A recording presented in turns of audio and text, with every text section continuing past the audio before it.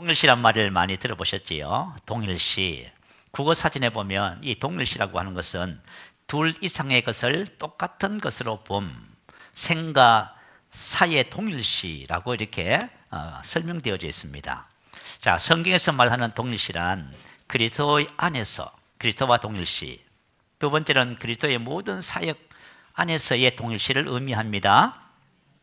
로마서 6장 6절에 보면은 우리의 옛사람이 예수와 함께 십자가에 못 박힌 것은, 자, 우리 옛사람이 예수와 함께 십자가에 못 박혔습니다. 함께 십자가에 못 박혔다. 이게 동일시입니다. 그래서 저와 여러분의 옛사람은 예수님과 함께 어떻게 됐다고요? 죽었습니다. 그리고 우리는 그리스도와 함께, 우리를 그리스도와 함께 살리셨고 또 함께 일으키사 그리스도 예수 안에서 함께 하늘에 앉히시니, 함께 살렸고 함께 일으키셨고 함께 하늘에 앉히셨습니다. 정말 동일시입니다. 사도 바울은 우리의 구원에 대해서 복합동사를 사용합니다. 함께 죽고 함께 이렇게 두 단어가 복합되어 있어요. 이게 무슨 의미냐 하면 저와 여러분의 구원이 그리스도와 동일시 연합 안에 있다 그 말이에요. 저와 여러분 이제 한 해 동안 복음의 말씀을 들으면서 동일시를 얼마만큼 이해하셨는지 모르겠어요. 오늘 이 동일시 말씀을 함께 생각하면서 저와 여러분의 신앙을 다시 한 번 더 점검하는 그런 은혜 시간이 됐으면 좋겠습니다. 자, 첫 번째, 너희는 그리스도 예수 안에 있고, 이렇게 기록합니다. 너희는 하나님으로부터 나서 그리스도 예수 안에 있고. 이 말씀은 무슨 뜻이냐면 진짜 나는 누구라고요? 그리스도 안에 있는 나다 그 말입니다. 그러면 지금까지 알고 있었던 나는요, 진짜 내가 아니다 그 말이에요? 왜요? 옛사람이 예수와 함께 십자가에 못 박혀 죽었잖아요. 할렐루야. 지금까지 알고 있던 옛사람은 내가 아닙니다. 참 이게 참 중요한 진리예요. 저와 여러분의 옛사람은 예수와 함께 십자가에 못 박혀서 죽었습니다. 오늘 이 고린도 교회에 사도 바울이 왜 이 말씀을 기록했냐 하면 26절 한번 보세요. 형제들아, 너희를 부르심을 보라. 육체를 따라 지혜로운 자가 많지 아니하며 능한 자가 많지 아니하며 문별 좋은 자가 많지 아니하도다. 그러나 하나님께서 세상에 미련한 것들을 택하사 지혜 있는 자들을 부끄럽게 하려 하시고 세상에 약한 것들을 택하사 강한 것들을 부끄럽게 하려 하시며 하나님께서 세상에 천한 자들, 멸시받는 자들, 없는 자들을 택하사 있는 자들을 폐하려 하시나니. 다시 말하면 고린도 교회의 성도들의 육신을 따라서 부르심의 모습이 이렇다 그 말이에요. 그런데 육신을 따라 과거의 옛사람은 예수와 함께 어떻게 됐어요? 죽었습니다. 그 이야기를 하는 거예요. 지금 너희들의 모든 예수 믿기 이전의 옛사람 과거는 다 예수와 함께 죽었다 그 말이에요. 이제는 그리스도 안에서 너희들이 이런 사람이다. 그래서 너희들이 이 세상 가운데서 이와 같은 놀라운 삶을 산다 그 말씀을 지금 하고 있습니다. 기독교의 성례제는 성찬과 또 뭐가 있지요? 침례가 있지요. 여러분 침례를 받으셨어요? 침례가 뭐지요? 예수님과 함께 장사됐지요. 매장됐다 그 말이에요. 내가 침례를 통해서 예수님과 함께 땅에 매장됐습니다. 매장됐다는 것은 죽음을 전제로 하지요. 그래서 저와 여러분이 과거가 어떻게 됐어요? 죽어서 땅에 매장됐습니다. 혹시 여러분 한 해를 사시면서 과거 때문에 과거를 회상하면서 혹시 걱정하고 검심하고 괴로워하고 그러신 분 계셔요? 그러면 여러분들이 그리스도 안에서 내가 누군지를 지금 모르고 있어서 그런 거예요. 자, 우리는 사도 바울이 복음을 통해서 무엇을 간절히 사모했는지를 우리는 성경을 통해서 그의 고백을 들어볼 수 있습니다. 빌립보서 3장 7절 8절에 보면 내가 그를 위하여 모든 것을 잃어버리고 배선물로 여김은 그리스도를 얻고 그 안에서 발견되려 함이니 내가 가진 의는 율법에서 난 것이 아니요 오직 그리스도를 믿음으로 말미암은 것이니 곧 믿음으로 하나님께로부터 난 의라. 이 말씀은 이제 자신의 모든 가치는 그리스도 안에 있다는 고백입니다. 예수님을 알기 이전에 자기가 높게 평가했던 8만의 할례를 받고 이스라엘족 속이고 베냐민 집하고 히브리인 중에 히브리인이요 율법으로는 바리새인이요 열심으로는 교회를 박해하고 율법의 의로는 흠이 없는 자라. 이 모든 것들이 무가치한 것이며 이것을 전부 다 어떻게 한다고요? 무가치한 것으로 간주하고 믿는다 그 말입니다. 자, 그래서 저와 여러분 예수를 믿었으면 이제는 이전 것은 어떻게 됐어요? 이제 다 아시네. 오늘 찬양 들으시면서 이전 것은 지나간 것을 우리 또 함께 찬양하며 고백했지요. 저와 여러분 이전 것 과거는 다 지나갔어요. 그런데 이것을 우리가 알아야 여러분이 저와 여러분이 자유해지는 것입니다. 자, 그리고 나서 사도 바울이 뭐라고 해요? 바울은 그리스도를 얻기 위하여 지금까지 귀중하게 여겼던 모든 것을 잃어버렸다. 모든 것을 배설물로 여겼다 그 말이에요. 배설물이 뭐예요? 음식, 찌꺼기, 쓰레기, 또 그죠? 똥으로 여겼다 그 말이에요. 자신이 과거에 높게 평가했던 자신의 모든 것들을 어떻게 했다고요? 다 배설물로 여겼다 그 말입니다. 왜 이렇게 했어요? 그리스도를 얻고 그 안에서 발견되기 위해서 그렇게 한 것입니다. 바울이 그리스도와 연합되어 있음이 발견되려 그런 뜻입니다. 자, 저와 여러분 그리스도와 지금 어떻게 되어 있어요? 연합, 하나가 되어 있어요? 이게 진짜 나란 말이에요. 이것을 알기 위해서 지금까지 가지고 있던 높게 평가했던 자신의 모든 것을 배설물로 여기고 무가치하게 생각하고 전부 다 부인하고 버렸다 그 말입니다. 사람들은 이런 착각을 해요. 그래, 옛날에 나쁜 것들, 연약한 것들, 부족한 것들 그것은 버리지. 그러나 좋은 것들도 많은데요. 나는 좋은 성품을 가지고 있고 높은 지위를 갖고 있고 이것도 가지고 있고. 그런데 여러분, 저와 여러분이 과거에 부족하고 못난 것도 버리지만 과거에 뭐 씻은 것도 다 버려야 됩니다. 왜요? 그래야 그리스도 안에 있는 것을 얻을 수가 있어요. 그래서 저와 왜 못 얻냐 하면 과거의 모든 것을 청산하지 않기 때문에 하나님께서 우리가 새롭게 주신 새로운 삶을 우리가 살아내지를 못하고 있는 것뿐이에요. 자, 사도 바울이 이렇게 말합니다. 과거에는 율법의 의로 흠이 없었다. 다시 말하면 율법을 행함으로 가지는 의를 말해요. 사도 바울은 대단한 종교적인 사람이었지요. 율법을 행함으로 말미암는 의가 자기의 자랑이었습니다. 그런데 이제는요, 이제는 그 의가 아니라 하나님께로부터 난 의라고 말하지요. 오늘 본문 말씀 속에 우리 안에 계신 그리스도가 바로 저와 여러분의 의가 된 것입니다. 여러분 한번 생각해 보세요. 내가 이 세상을 살면서 저 사람은 법 없이도 살아 착해. 그 의가 그리스도 예수 안에 있는 의하고 비교를 한번 해보세요. 다시 말하면 사도 바울이 율법을 행함으로 가진 의는 뭐가 같다고요? 배설물과 같다 그 말이에요. 혹시 여러분 이걸 이해하세요? 그러면 그리스도 안에 있는 그 의, 하나님이 나에게 주신 의가 도대체 얼마나 대단하길 그럴까? 저와 여러분 하나님께서 주신 의는 하나님의 의예요? 하나님 수준의 의. 이것은 영원하고 변하지 않는 의. 만약에 내가 율법을 통해서 의를 여러분이 자랑한다면 여러분 수시로 왔다 갔다 할 거예요. 그러나 하나님의 의를 가진 사람은 이것은 절대 변하지 않는 영원한 의를 우리가 소유한 것입니다. 신앙생활은 바로 이것을 알아가는 것입니다. 자, 진짜 나의 정체성, 우리 믿는 자의 정체성을 다시 한번 더 생각해 보십시다. 자, 로마서 8장 9절에 이렇게 기록했어요. 만일 너희 속에 하나님의 영이 거하시면, 다시 말하면 저와 성령을 받았지요. 너희가 육신에 있지 아니고 영에 있나니. 다시 말하면 과거에는 저와 여러분이 육신이었다 그 말이에요. 육신이라는 것은 뭐냐 하면 옛사람의 모든 것을 포함한 것이 육신이에요. 그러나 이제는 옛사람은 예수와 함께 십자가에 죽어 무덤에 매장이 되어서 끝나버리고 이제는 영이 됐습니다. 우리 거듭나서 주님 안에 있는 그죠? 새로운 피조물이 됐다 그 말이에요. 그래서 믿는 저와 여러분의 정체성이 뭐라고요? 영이라고 하지요. 저와 여러분이 영입니다. 저와 여러분이 신앙생활을 하면서 내가 영이라고 하는 사실을 인식하고 살잖아요.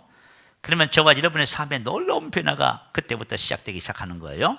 자, 우리 거듭난 영은 예수님과 어떻게 됐다 하지요? 완전히 하나가 됐다 하지요. 그죠? 고린도전서 6장 17절에 기록했어요. 주와 합하는 자는 하나의 영이니라. 오늘 본문 말씀과 똑같아요. 자, 나는 하나님께로부터 났습니다. 그리고 그리스도라고 하는 그분 안에 있습니다. 그리고 우리 안에 계신 그리스도는 뭐가 됐어요? 우리에게 지혜가 되셨는데 의로움과 거룩함과 구원함이 되신 거예요. 그러니까 예수님과 내가 하나가 됐다는 것은 나의 수준이 어느 정도의 수준이라고요? 예수님의 수준. 저와 여러분의 의와 거룩함과 능력과 축복과 건세의 수준이 누구의 수준요? 예수님의 수준과 동일시 됐단 말이에요. 똑같이 됐다 그 말이에요. 그러니까 얼마나 놀라워요. 그래서 저와 여러분의 복음을 나누는 것은 이것을 발견하고 이것을 알도록 하기 위해서 복음을 전하는 것입니다. 이것을 아는 사람은 이 땅에, 오늘 사도 바울이 고린도 교회 성도들이 너희의 부르심은 이렇지만 너희는 장차 앞으로 이 세상에 강한 것들을 부끄럽게 하고 지혜 있는 자를 부끄럽게 하며 있는 것들을 폐한다 그 말이에요. 못 쓰게 만든다 그 말이에요. 하나님께서 우리 그리스도인 한 사람 한 사람을 과거가 어떻든 상관없어요. 그리스도 안에 있는 나의 정체성을 따라 무엇을 가지고 어떻게 사는지를 알기만 하면은 저와 여러분 이 세상에 빛으로 살아가는 거예요. 우리 안에 계신 하나님을 드러내는 삶을 산다 그 말이에요. 그런데 이것을 가지고 여러분이 율법적인 의의로 공부를 열심히 하고 뭔가를 성공해서 가능할까요? 그렇지 않아요. 먼저 정체성을 따라 사는 삶을 배우는 것이 급선무입니다. 자, 두 번째, 진짜 나는 무엇을 가지고 있는지, 어떤 삶을 사는지에 대해서 말씀을 알아보겠습니다. 자, 우리가 신앙생활하면서 올바른 접근 방법이 있어요. 자, 본문 30절을 한번 보세요. 자, 다시 한 번 더 우리 같이 한번 읽어보십시다. 너희는 하나님으로부터 나서 그리스도 예수 안에 있고 예수는 하나님으로부터 나와서 우리에게 지혜와 의로움과 거룩함과 구원함이 되셨으니, 된 것입니다. 예수님의 의로움이 저와 여러분의 의로움이 되었습니다. 예수님의 거룩함이 우리의 거룩함이 되었습니다. 예수님의 구원함이 저와 여러분의 구원함이 된 것입니다. 되려고 가정 속에 있는 것이 아니에요. 혹시 여러분이 그죠? 나는 부족한데요. 여러분 접근을 잘못했어요. 이미 저와 여러분 그리스도 안에서 그분과 하나가 됐기 때문에 다 된 것이에요. 그것을 다 소유하고 있어요. 여러분은 절대로 부족하지 않습니다. 여러분 모든 것에 부족함이 없습니다.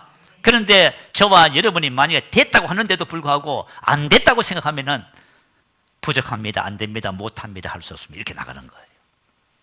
저는 원래 성격이 연약해서 부끄러움이 많아서, 여러분 연약함, 부끄러움 그런 거 수치에 다 지나갔습니다.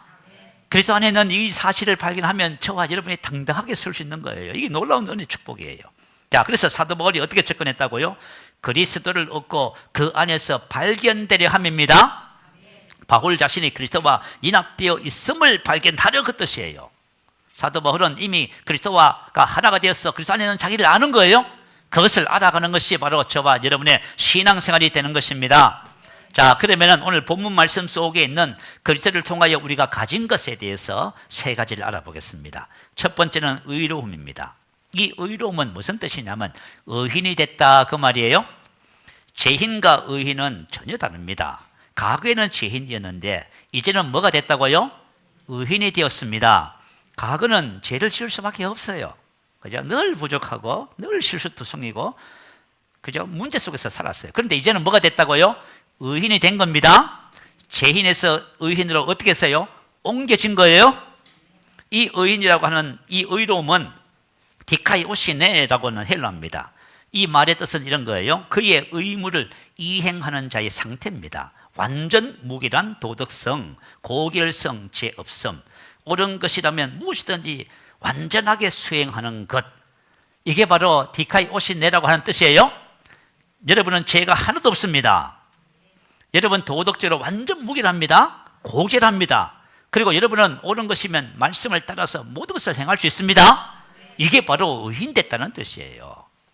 혹시 여러분들이 신앙생활을 하면서 여전히 나는 죄가 있습니다, 나는 오늘도 잘못했고 내일도 잘못할 것 같은데요, 이렇게 생각하시는 분, 그리스도 안에 있는 자신의 정체성을 알지 못해서 그래요. 여러분 혹시 과거에 일을 회상하면서 괴로워하세요? 다른 사람의 허물과 잘못을 들춰내면서 갈등하고 계세요? 그리스도 안에 있는 정체성을 여러분 몰라서 그래요. 우리가 하나님의 말씀대로 살 수 없다고요? 저와 여러분 의인입니다. 죄인은 죄를 지을 수밖에 없어요. 그러나 의인은 의를 행하는 것입니다. 그래서 저와 여러분이 그리스도 안에서 죄인에서 의인으로 옮겨졌다는 사실을 오늘 바라보세요. 바라보세요. 나를 바라보세요. 이건 나의 의가 아니라 우리 안에 계신 그리스도가 바로 저와 여러분의 의가 된 것입니다. 보통 성도들은 이런 생각을 하면서 신앙생활을 해요. 사람들은 되게 양심적이에요. 그래서 네가 잘못을 했으면 너 잘못에 대한 책임을 너가 져야 돼, 이렇게 생각해요. 자, 그럴까요? 자신의 너의 잘못은 너가 책임져야 돼 하기 때문에 뭐가 있어요? 죄책감, 정죄감이 있는 거예요. 내가 죄책감, 정죄감을 느낀다는 말은 무슨 뜻이에요? 내가 잘못에 대해서 내가 책임져야 된다는 생각을 갖고 있는 거예요. 자, 그러면 이제 한번 생각해 봐요. 자신의 죄에 대한 책임을 여러분 질 수 있어요? 불가능해요. 만약에 나의 죄에 대한, 잘못에 대한 책임을 내가 져야 된다 하면 저와 여러분은 죄의 삭선 사망이요 멸망입니다. 누구든지 온 율법을 지키다가 그 하나를 범하면 모든 범한 자가 된다고 성경 기록해 놨어요.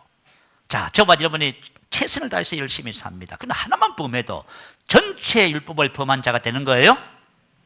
죄책감, 정죄감을 갖는 이유가 뭘까요? 자기 의를 신뢰하고 있는 거예요. 난 그래도 이렇게 할 수 있어. 내가 이렇게 사니까 너도 이렇게 살아야 돼 하고 자꾸 잔소리하는 거예요. 그런데 그래서 예수 안에 있는 의를 발견한 사람은 자기도 자유하고 다른 사람도 자유합니다. 왜냐하면 내가 다른 사람을 판단하고 정죄할 이유가 없어지는 것이에요. 그러니까 이것을 모르면은 이 죄 문제 때문에 늘 갈등하고 괴로워하고 힘들어하고, 그리고 자기 자신이 늘 죄인이라고 생각을 해요. 왜 그럴까요? 예수 믿어도 다 죄지잖아요. 잘못하잖아요. 거짓말도 하고, 그죠? 나쁜 짓도 하고, 나쁜 생각도 하고, 그렇게 하잖아요. 그래서 보통 그리스도인들이 어떤 생각을 하냐면 나는 용서받은 죄인입니다, 이런 생각을 해요. 그래서 죄에서 절대로 못 벗어나요. 그러나 저와 여러분이 죄인이 아니라 의인이라는 사실을 알아야 죄에서 벗어나기 시작하는 거예요.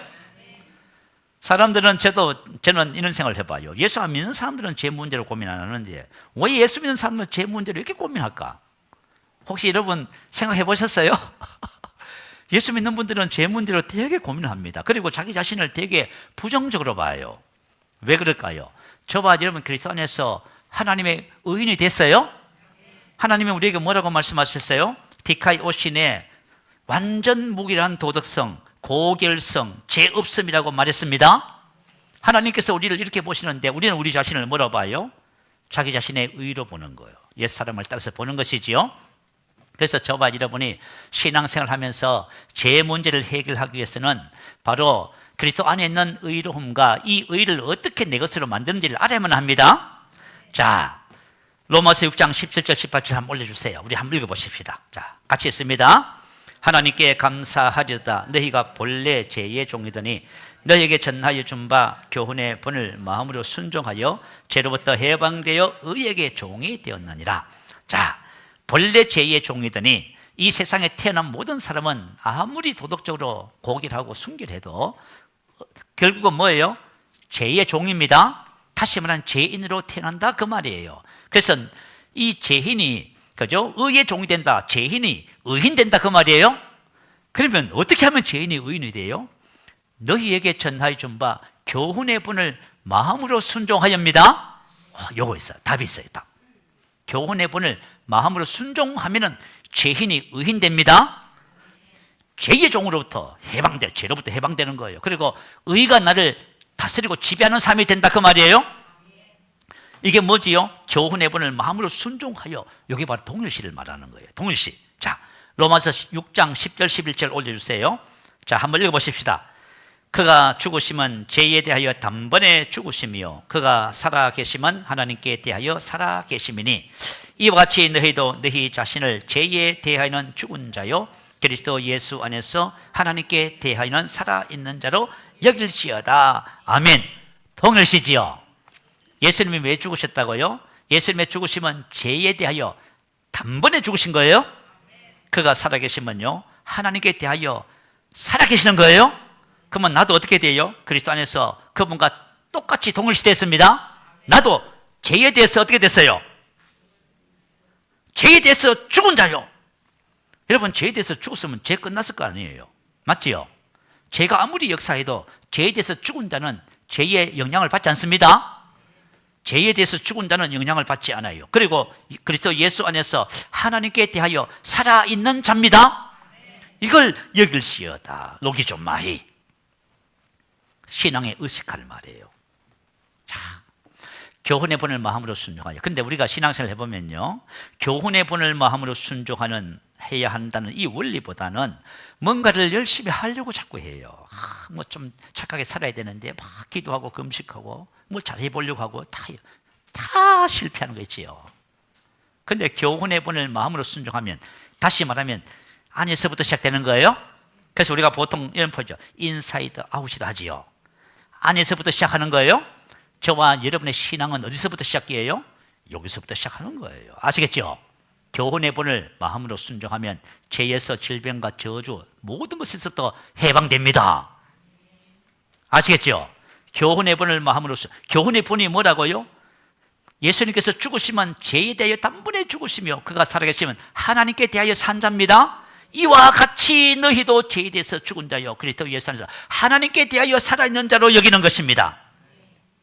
신앙이 성장한다는 말은 무슨 뜻이냐면 히브리서 5장 14절에 보면 장성한 자는 그 말씀을 사용함으로 감각들을 단련하여 선악을 분별하는 사람들이라 이렇게 기록했어요. 그 말씀을 사용함으로 연습하다 실행, 숙련, 경험, 습관이 됐다. 자, 다시 말하면 그 교훈의 본을 어떻게 해야 돼요? 저와 여러분이 연습해야 됩니다. 우리 여러분 계속해서 말씀 고백하고 영을 기도하라 하잖아요. 그 연습하는 거예요. 연습, 실행, 이것이 숙련되고 경험되고 습관이 되게 하는 거예요. 이 교훈의 본, 여러분 봐요. 이 세상에 태어나서 불교의 스님들이 왜 고행하는지 아세요? 제 문제 해결하려고 하잖아요. 사람이 평생 제 문제 해결하려고 고행을 하는 거예요. 그런데 문제가 해결이 안 돼요. 안 되잖아요, 여러분.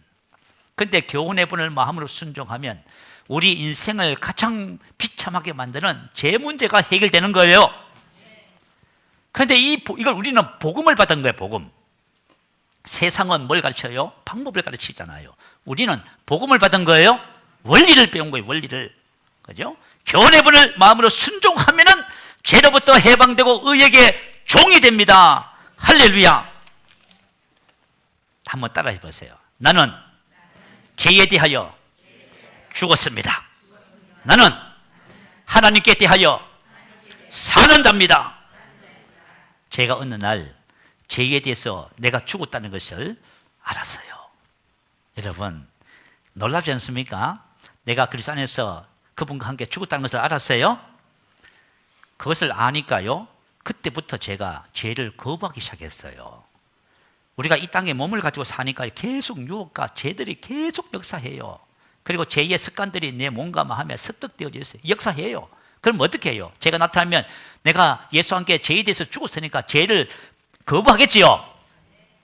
그거 여러분, 그러면 죄에 대해서 죽었으면 죄가 없습니까? 아니에요, 여러분. 우리가 이 땅에 사는 동안에는 죄의 역사가 계속 있어요.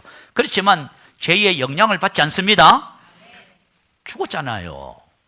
죽어야 영향을 안 받는 거예요. 아시겠죠? 그리고 그리스도 안에서 산자가 돼야 그분을 닮아가기 시작하는 거예요. 내가 만약에 지금 그죠? 습관적으로 행하는 모든 것들, 그런 것들을 그죠?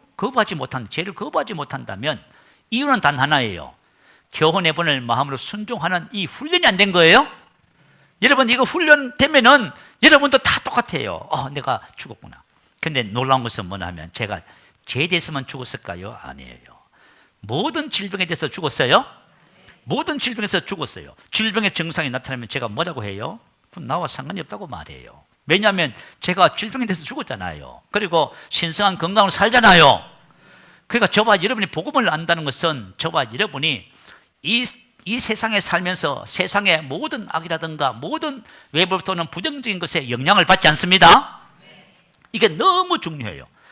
사실은 이 말씀이요, 로마서 5장, 6장, 7장, 8장 전부예요. 복음의 핵심이란 말이에요. 그래서 저번에 그리스도 예수 안에서 죄에 대해서 죽고 하나님께 대해서 의에 대해서 산 자입니다. 자, 여러분들이 이제 다시는 죄인이라고 절대 생각하지 마세요. 저번에 죄인에서 의인으로 옮겨졌어요. 이걸 여러분들이 마음에 탁 새기시기 바라요. 자, 두 번째 거룩함이라고 합니다. 거룩함은 하기아스모스라고 하는 단어예요. 이 단어의 뜻은 뭐냐면 거룩함을 의미하는 단어랍니다. 거룩하게 함, 이런 뜻이래요. 하기아스모스, 거룩하게 함. 이 단어가 무슨 뜻이냐면 거룩한 자만이 거룩하게 함을 할 수 있다, 이런 뜻이랍니다. 자, 이 거룩함은 우리의 상태와 상관없어요. 그냥 예수님이 우리의 거룩함입니다. 예수님이 우리의 거룩함이 되셨기 때문에 그 거룩함이 우리를 거룩하게 합니다. 이런 뜻이에요. 무슨 말인지 아시겠죠? 그냥 거룩함 그 상태에 머물러 있지 않고 이 거룩함은 우리를 거룩하게 합니다. 자, 우리를 거룩하게 하는 거예요. 그런데 여러분, 신구약 성경을 살펴봐도 거룩함이 얼마나 큰 축복인지 몰라요. 신앙의 축복은 거룩함에서 오는 거예요. 내가 만약에 거룩함을 이루지 않잖아요. 그러면 하나님과의 관계가 깨져버려요. 하나님과의 관계를 이룰 수가 없어요. 우리의 거룩함이 하나님과의 깊은 교제 안에 들어간 비밀이에요. 여러분, 신앙생활 해보면 이제 깨닫게 되어져요. 자, 그래서 데살로니가전서 4장 7절은 이렇게 기록했어요. 하나님이 우리를 부르심은, 자, 하나님께서 우리를 부르신 목적이 있대요. 부정하게 하심이 아니요 거룩하게 하심이니 할렐루야. 거룩하게 하기 아스모스. 하나님은 우리를 부정하게 하기 위해서 부르신 것이 아닙니다. 불결 뜻이에요. 불결. 자, 우리가 몸과 마음이 더러워진다 그 말이에요. 그런데 하나님은 우리를 거룩하게 하려고 부르셨어요. 우리 거룩해지는 거예요. 근데 이 거룩함은 뭐와 연결되냐면 의로움과 연결돼요. 의로움이 있어야 거룩함이 이루어지는 거예요. 의로움이 없으면 거룩함이 안 돼요. 자, 로마서 6장 22절에 그 말씀을 딱 기록해 놨어요. 그러나 이제는 너희가 죄로부터 해방되고 하나님께 종이 되어. 자, 봐요. 자, 우리는 죄로부터 해방되고 하나님 의의 종이 된 거예요. 하나님께 종이 되어 거룩함에 이르는 열매를 맺었다 그 말이에요. 다시 말하면, 자, 저와 여러분이 의로운 삶을 살아야 저번에 거룩해진다 그 말이에요. 교훈해 보낼 마음으로 순종하여 죄에서 해방돼 의에게 종이 되잖아요. 그러면 의의 삶을 살면 우리가 몸과 마음과 삶이 거룩해진다 그 말이에요. 그때 거룩함을 이루게 돼요. 근데 부정을 행하는 삶은요, 하기오스모스를 이룰 수가 없어요. 내가 만약에 여전히 미워하고 시기하고 싫다고 막 짜증내고 원망하고 막 불평하고 잔소리하고 원망하고 불평하고 막 자꾸 막 이런 거예요. 그럼 어떻게 돼요? 우리 몸과 마음이 계속 더러워지는 거예요. 거룩함을 이룰 수가 없게 되는 거예요. 그래서 의를 행할 때 거룩함에 이르는 열매를 맺게 되는 것입니다. 그러니까 여러분이 의로움과 의의 열매와 거룩함은 연결되어 있다는 것을 기록하셔야 돼요. 자, 그러면은 고린도후서 7장 1절에 보면 이렇게 기록했어요. 그런즉 사랑하는 자들아, 이 약속을 가진 우리는 하나님을 두려워하는 가운데 거룩함을 온전히 이루어 육과 영의 온갖 더러운 것에서 자신을 깨끗하게 하자. 자, 왜 거룩함을 온전히 이루라 해요? 이 약속을 가졌대요. 이 약속은 무슨 약속이냐면, 자, 하나님께서 우리를 성전 삼고 와 계셔요. 우리 안에 살아 계셔요. 근데 저도 신앙생활 해보니까요, 하나님이 우리 안에 살아 계셔서 우리와 함께 코이노니아, 동업하고 동력하고 나누고 이렇게 사는 거 말만 들을지 몰랐어요. 말은 뭐 수없이 하지요. 근데 실제는 몰라요. 그래서 늘 신앙생활 하면서 답답한 것이 뭐예요? 하나님은 저 멀리 계시고 나는 나고 그런 거예요. 그러니까 하나님과 내가 분리되어 있는 거예요. 답답한 거지요. 그죠? 그런데 이 약속은 뭐냐면 하나님께서 우리 안에 사시면서 우리 안에서 두루 행하시는 거예요. 한번 생각해 보세요. 내가 만약에 어떤 일이 있어서 간단 말이에요. 그러면 하나님이 앞서가서 행하신대요. 그러면 저와 여러분 삶이 어떻게 되겠어요? 그런데 이게 이 삶이 안 되는, 이런 삶이 안 되는 거예요. 이게 삶이 안 되고요, 하나님의 약속을 가진 우리가 이 약속의 축복을 누리지 못하는 거예요. 무엇 때문에요? 거룩함을 이루지 못했어요. 왜 그러냐면 하나님은 거룩하시지요. 그래서 내가 거룩하니 너희도 거룩하라고 한 거예요. 내가 거룩하니 너희도 거룩하라. 너희가 거룩할 때 우리가 뭐가 돼요? 코이노니아가 되는 것입니다. 그런데 우리는 의를 따라서 사면 삶이 안 되니까 거룩이 안 되고 자꾸 더러워지는 거예요. 그러니까 하나님과의 관계는 자꾸 멀어지는 거예요. 자, 그래서 저와 여러분이 하나님과 코이노니아, 동력하고 나누고 그분으로 인해서 사는 삶은 거룩함이 있다는 것을 기억하시기 바라요. 자, 우리 안에 있는 더러움은 육과 영의 온갖 더러움이라고 합니다. 육이라고 하는 것은 뭐냐면 옛삶의 모든 것을 말해요. 저와 여러분이 새로운 삶을 모르고 옛삶을 계속 살잖아요. 그죠? 그러면 계속 더러워져요. 참 답답한 일이에요. 저도 그렇고 여러분도 그렇고요. 그래서 저와 여러분 옛사람을 벗어버리라 하지요. 옛사람을 벗어버리고 심령이 새롭게 돼요. 다 이렇게 성경은 기록하고 있는 거예요. 그리고 그 영은 푸념한데요, 그 옛사람 때문에 악한 악한 영이 우리의 삶에 와서 도둑질하고 죽이고 멸망시킨다고 말이에요. 그래서 저와 여러분의 육과 영의 온갖 더러운 것에서 옛사람을 벗고 악한 영을 쫓아내서 거룩함을 계속 이루어 나가야 됩니다. 그럴 때 저와 여러분의 영혼이 잘 되고요, 혼의 구원을 이루어서 청년의 신앙으로 올라가고요, 주님과 동행하는 그런 하나님 자녀의 삶을 사는 그런 은혜와 축복이 있게 되어집니다. 자, 세 번째는 구속함이라고 합니다. 이 구속함이라는 말은 속전을 받고 자유롭게 했다, 그 말이에요. 하나님은 저와 여러분을 자유롭게 하신 거예요. 어떻게 했어요? 예수님이, 우리 안에 계신 예수님이 뭐예요? 구원으로 되는데 원 단어는 구속이에요. 구속은 바로 값을 지불했다, 그 말이에요. 값을 지불하고 자유롭게 했다, 그 말이에요. 그래서 갈라디아서 5장 1절은 그리스도께서 우리를 자유롭게 하려고 자유를 주셨으니라고 기록하는 겁니다. 우리 안에 계신 그리스도가 뭐예요? 더 모양입니다. 하나 끄세요. 앞에 거 히터를 하나 끄시면 좋겠습니다. 그리스도께서 우리를 자유롭게 하려고 자유를 어떻게 하셨다고요? 주셨으니입니다. 여러분, 자유를 주신 거예요. 오늘 저도 그렇고요, 저와 여러분 2023년 이제 다음 주가 마지막이지만 말씀을 들으면서 우리 자유를 회복하십시다. 자유를 주신 거예요. 그러므로 굳건하게 서서 다시는 종의 멍에를 매지 말라는 거예요. 자, 그러면 예수님께서 우리 안에 구속이신데, 그러면 예수님은 도대체 누구한테 값을 갚았냐, 그 말이에요. 하나님께 갚은 거예요? 하나님이 그 구속을 받으신 거예요. 이게 무슨 말이냐면 히브리서 9장 14절에 보면 흠 없는 자기를 하나님께 드린 그리스도의 피가, 자, 예수님은 그 피를 누구한테 드렸다고요? 하나님께 드린 거예요. 왜 하나님께 드렸을까요? 우리 사람이 죄를 지으면 우리 생각에는 가장 먼저 우리가 죄를 지으면 하나님께 죄를 범하는 거예요. 그래서 하나님께 죄를 범했고 아담과 하와가 하나님께로부터 심판을 받은 거지요. 그래서 예수님께서 이 땅에 대속제물로 오신 거예요. 그래서 예수님이 자기 피를 흘려서 그 죄에 따르는 모든 재반적인 문제에 대한 대가를 전부 다 하나님께 다 드려버렸어요. 그런데 만약에 하나님께서 나의 죄를 찾는다든지 나의 죄에 대해서 책망하신다든지 죄에 대해서 만약에 벌을 주시면 하나님이 좀 이상하신 분이지요. 그죠? 하나님은 예수님을 통해서 모든 값을 다 받으셨어요. 받았는데 더 이상 이제는, 그죠? 하나님께서 우리에게 더 이상 뭘 찾을 수가 없어요. 그래서 뭐라고 기록했어요? 그러므로 이제 그리스도 예수 안에 있는 자에게는 결코 정죄함이 없나니, 결코 없나니면 마침표예요. 마침표가 뭐예요? 하나도 없다, 1도 없다, 그 말이에요. 끝났다, 그 말이에요. 뭐가 정죄함? 이 정죄함은 법적인 용어예요. 죄와 죄에 대한 판결과 심판과 결과 모든 한 타서예요. 그래서 뭐냐면 우리 인생의 죄와 죄로 인한 모든 저주에 대해서 다 끝났다, 그 말이에요. 하나님은 값을 다 받으셨기 때문에 그거에 대해서 나에게 절대로 묻지 않는다. 할렐루야. 그런데 우리는 그죠? 계속 무슨 생각을 해요? 오늘도 잘못했는데. 물론 저와 여러분이 그건 다음에 또 다 나눌 문제고, 오늘은 하나님께서 저와 여러분의 구속이 되신 것만 생각합니다. 자, 그러면 구체적으로 예수님께서 구속하신 것이 뭘까요?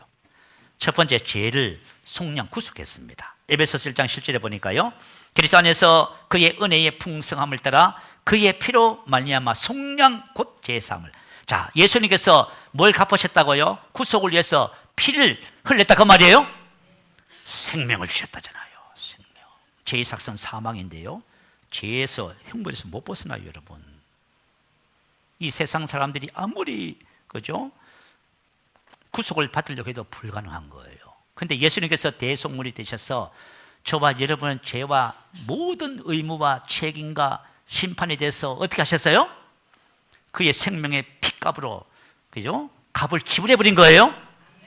우리의 죄에 대한 대가는 생명이에요, 생명.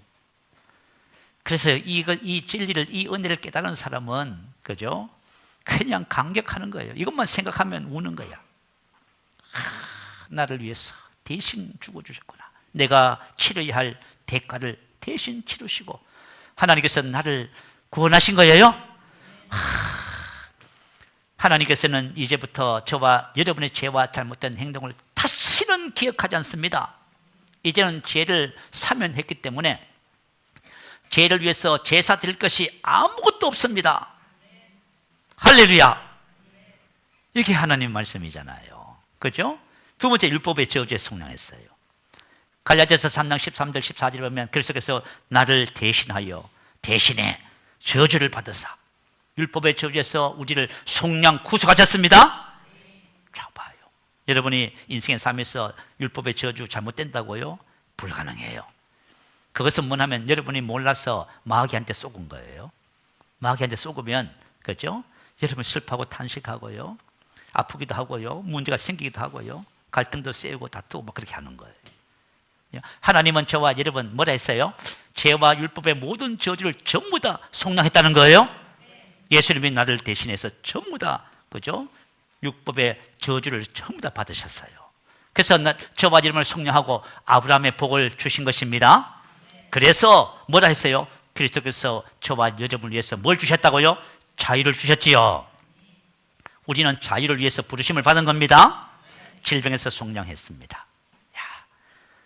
여러분, 요즘 이제 우리가 신앙생활 해보면요, 참 고민이 많아. 이거 어떻게 해야 되나? 왜 성도들이 이렇게 많이 편찮으실까? 이 고민이 많아. 그런데 하나님의 말씀을 여러분 우리 한번 들어보십시다. 베드로전서 2장 24절은 이렇게 기록해요. 그가 채찍에 맞음으로 너희는 나음을 얻었습니다. 그가 채찍에 맞음으로. 저와 여러분 질병에 대해서 죽었습니다. 그래서 질병이 저와 여러분의 몸과 마음을 주장할 수 없습니다. 이건 법적인 거예요. 이 법적인 것을 실제로 만들어야 되는데, 제가 신학교 다닐 적에요, 김낙형 교수님이 계셨어요. 이분은 예도 순복음교회 장로님이신데, 이분이 무엇을 간증을 수업 첫 시간에 간증을 하시더라고. 이분이 어떻게 예수를 믿게 됐고 쭉 과정을 설명해 주셨어요. 치과대를 다니셨대요. 폐병 상기 죽게 됐답니다. 옛날에는 폐병 걸리면요 죽은 사람이 많았습니다. 그런데 그죠? 대조동 순복음교회 조윤기 목사님 얘기를 듣고 집회를 참여했는데 일주일 만에 감쪽같이 치료받았어요. 그래서 열심히 신앙생활을 했대요. 교회학교 봉사도 하고요, 막 열심히. 그런데 그분은 고질적으로 축농증이 있었답니다. 그래가지고 매일 그죠? 기도했대요. 치료해달라고. 그래서 목사님 치유기도 할 때마다 손을 얹고 그죠? 같이 기도하고. 근데 10년 동안 기도했는데 치료를 못 받았답니다. 그래서 하루는 낙심이 돼가지고 하나님께 원망을 했대요. 하나님, 죽을 병은 순식간에 고쳐주셨는데 왜 이 축농증 작은 것은 고쳐주지 않습니까? 라고 불평을 했대요. 그랬더니 주님이 뭐라고 하셨냐면 이렇게 말했대요. 그가 채찍에 맞음으로 너는 나음을 얻었다. 할렐루야. 이게 무슨 말이에요? 그가 채찍에 맞은 나음을, 여러분 모든 질병을 속량했어요. 치료받았어요. 그래서 이 장로님이 그때 깨달았대요. 뭘요? 내가 치료받았구나. 치료받았는데 자꾸 치료해달라고 기도했구나. 여러분 참 웃기지요? 하나님은 우리를 보고 율법에 저주 없다 하지요? 근데 우리는 저주 가운데 산다 그래요. 우리는 죄 없다고 하는데 난 죄인이라고 해요. 치료받았다는데, 아브라함의 복이라는데, 가난해서 속량했다는데 우리는 힘들고 어렵다고 얘기하는 거예요. IMF 때문에 힘들고 뭐 때문에 힘들고 자꾸 이렇게 가는 거예요, 이게. 그러니까 하나님하고 우리하고는 영 사이가 안 좋은 것 같아요. 사이가 안 좋아요, 이게. 사이가 안 좋아. 하나님이 그랬다면은 우리가 그런 것으로 받아들여서 안 믿어지거든 계속 말씀을 고백하고 기도하셔야 됩니다. 왜 말씀을 계속 입으로 고백하냐면 그래야 믿음이 생기기 때문에 그래요. 여러분이 하나님의 믿음을 얻고 싶으면 입술에다가 이 말씀을 두고 자꾸 말해보세요. 그러면 여러분 어느 날인가 어떤 것이 와요? 내가 치료받았구나, 그게 와요. 할렐루야. 그래서 중농증 치료받았다는 거예요.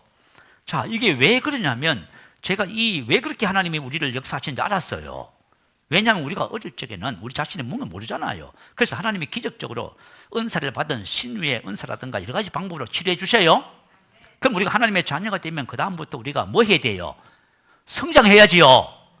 근데 매일 어린아이처럼 치료해달라고 하고 뭐 해달라고 하고 이렇게 하고 있는 거예요, 이게. 그러면 저와 여러분 성장이 안 돼요. 성장이 안 돼요. 신앙생활 50년을 해도 어린아이야.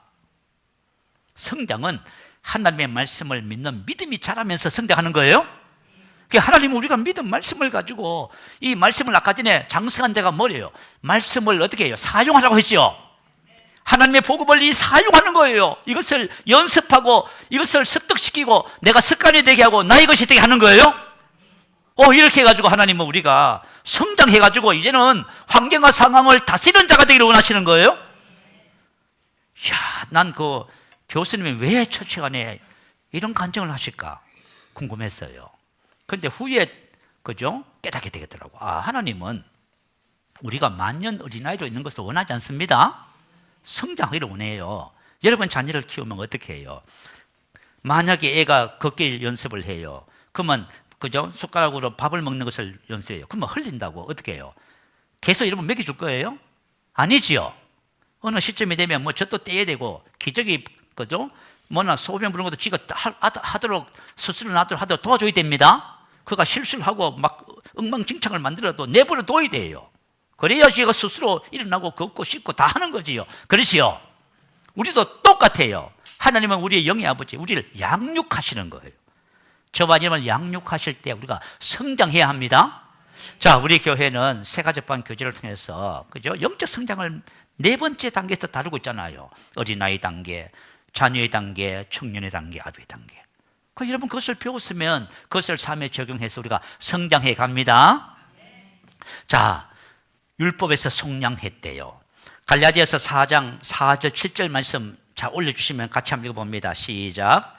때가 참에 하나님이 그 아들을 보내사 여자에게서 나게 하시고 율법 아래에 나게 하신 것은 율법 아래에 있는 자들을 속량하시고 우리로 아들의 명분을 얻게 하려 하십니다. 너희가 아들이므로 하나님이 그 아들의 영을 우리 마음 가운데 보내사 아빠 아버지라 부르게 하셨느니라. 그러므로 내가 이후로는 종이 아니요 아들이니 아들이면 하나님으로 말미암아 유업을 받을 자니라. 아멘. 자, 예수님께서 때가 참에 예수님을 어떻게 보내셨다고요?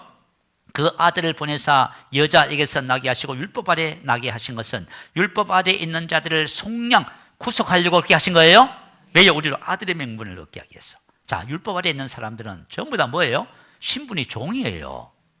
그러니까 내가 뭔가를 해야 되는 거야. 내가 열심히 해야 봉사하고 충성하고 헌신하고 뭘 해야 준다고 생각하는 거예요.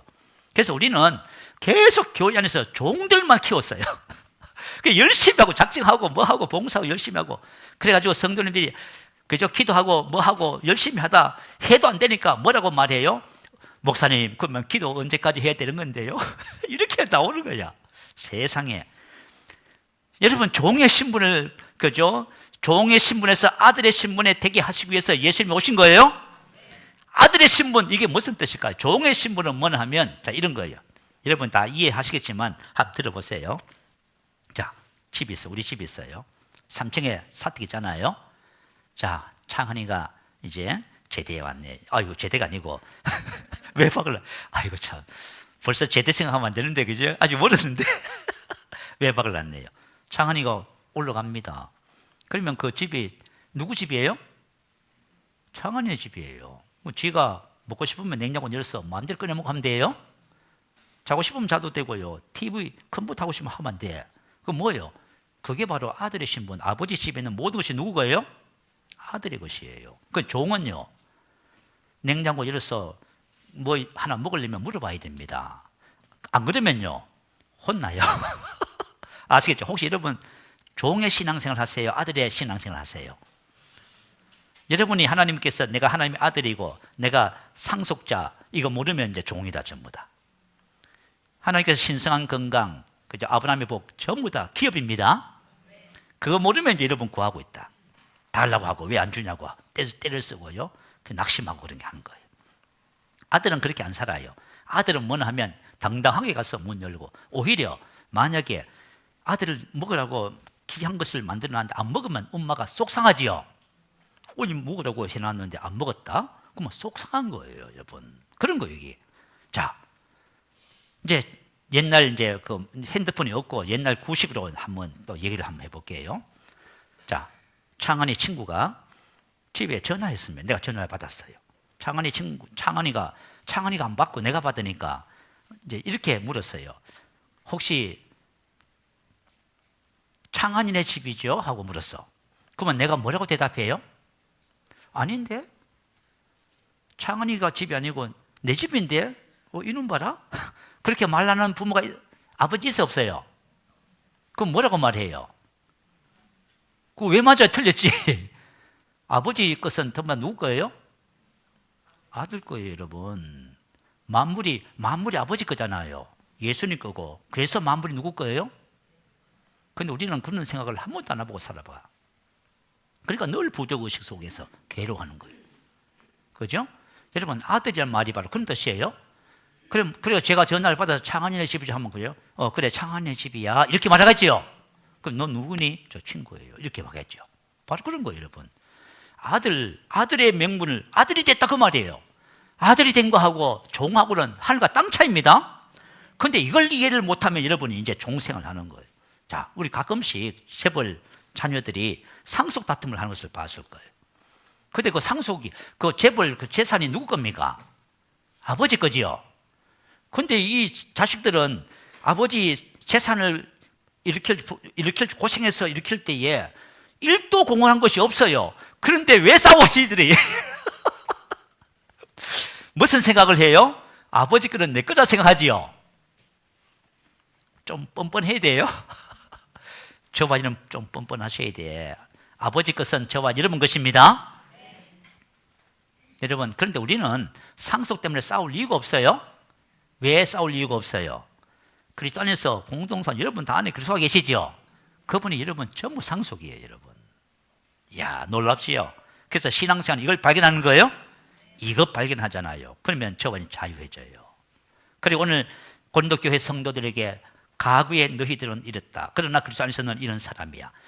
이전 것을 버리고 새로운 사람을 취하면 이 사람들이 세상에서 빛으로 살아가는 거예요? 놀라운 삶의 비밀이 여기에 있다 그 말이에요, 여러분. 놀랍지요? 저도 놀란 노자입니다. 저도 그리스도 안에 있는 나를 더 발견하려고요. 지금도 고백하고 있고요. 저는 아침 저녁으로 그죠? 똑같은 레파토리를 틀어놓고 기도해요. 그죠? 어떤 전사님이 새로운 피조물 1, 2, 3, 4 네 가지를 녹음을 25분 분량을 녹음해 놨어요. 그거요. 아침 저녁으로 그죠? 몇 분씩 들으면서 고백해요. 왜 그런지 아세요? 그리스도 안에 있는 문자가 아니라 그거 실제가 돼야 되는 거예요. 그래서 내가 뭘 해요? 연습하는 거예요. 연습하고 실행하고 그것이 습관이 돼서 내 것으로 만드는 거예요. 그럴 때 어느 날 어느 순간에 뭐가 와요? 말씀에 대한 믿음이 와요. 계시가 와요. 그러면 제가 어떻게 돼요? 한 단계 더 성장하는 겁니다. 여러분, 만약에 우리가 1년 동안 오늘 동일시 이 말씀을 나누어서 다 한다 할지라도 그것이 여러분 것이 안 됐다면 아직까지 여러분 것이 안 된 거예요. 하나님은 말씀을 통해서 우리가 이것을 실제로 주어진 이 유업과 모든 것을 알게 해주시는 거예요. 우리 새세명교회 모든 성도님들은 한 해를 돌아보면서 내가 지금 뭔가 고민하고 계시다면 여러분은 이유는 단 하나예요. 고민하는 이유는 그리스도 안에 있는 나를 몰라서 그런 것뿐이에요. 그것을 아는 순간 여러분은 모든 문제들을 하나씩 정복하고 다스리는 축복의 삶을 살게 될 것입니다. 자, 우리 할렐루야 한번 크게 부르시고 말씀을 생각하며 기도합니다. 할렐루야.